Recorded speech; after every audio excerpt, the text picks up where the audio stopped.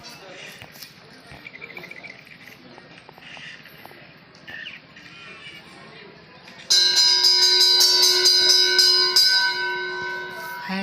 ಎಲ್ಲರಿಗೂ ನಮಸ್ಕಾರ. ನಮ್ಮ ನಾಡು ನಮ್ಮ ನುಡಿ, ಭವ್ಯ ಇತಿಹಾಸ, ಸಾಂಸ್ಕೃತಿಕ ವಾಸ್ತುಶಿಲ್ಪಿ ಚೆಲುವನಾರಾಯಣ ಸ್ವಾಮಿ ದೇವಸ್ಥಾನ. ಇದು ಮೇಲ್ಕೋಟೆಯ ವಿಷಯ. ಕರ್ನಾಟಕದ ಮಂಡ್ಯ ಜಿಲ್ಲೆಯ ಪಾಂಡವಪುರ ತಾಲೂಕಿನ ಮೇಲುಕೋಟೆ ನಮ್ಮ ಕರ್ನಾಟಕದ ಪವಿತ್ರ ಸ್ಥಳಗಳಲ್ಲಿ ಇದು ಒಂದಾಗಿದೆ ಅಲ್ವಾ.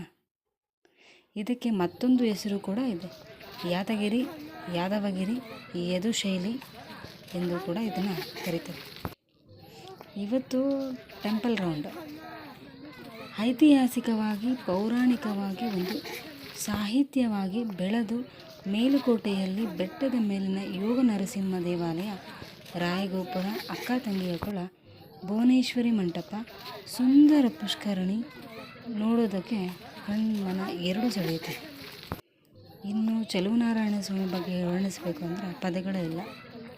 ಒಟ್ಟಲ್ಲಿ ಮೇಲ್ಕೋಟೆಗೆ ನೀವು ಒಮ್ಮೆ ಆದರೂ ಭೇಟಿ ನೀಡಿ.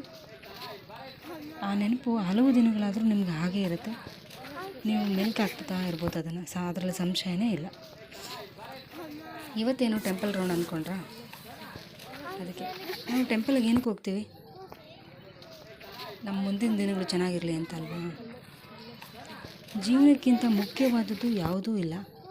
ನಾವು ಮುಂದೆ ಒಳ್ಳೆಯ ದಿನಗಳನ್ನು ನೋಡಬೇಕು, ಕಲಿಯಬೇಕಿದೆ, ಸೋಲಲ್ಲಿ ಸಹನೆ ಬೇಕಾಗಿದೆ, ಸಾಧನೆ ಮಾಡಿದಾಗ ತಪಸ್ಸನ್ನು ಕಾಣಬೇಕಾಗಿದೆ, ಕೋಪ ಬಂದಾಗ ಧ್ಯಾನ ಬೇಕಾಗಿದೆ, ಸಂಕಷ್ಟದಲ್ಲಿ ಧೈರ್ಯ ಬೇಕಾಗಿದೆ, ಅವಮಾನ ಆದಾಗ ಶಾಂತತೆ ಬೇಕಾಗಿದೆ, ವಿಜಯ ಸಿಕ್ಕಾಗ ಒಂದು ಒಳ್ಳೆಯ ನಮ್ರತೆ ಬೇಕಾಗಿದೆ, ಅನ್ಯಾಯದಲ್ಲಿ ಒಂದು ತಾಳ್ಮೆನ ಕಲ್ಕೋಬೇಕಿದೆ.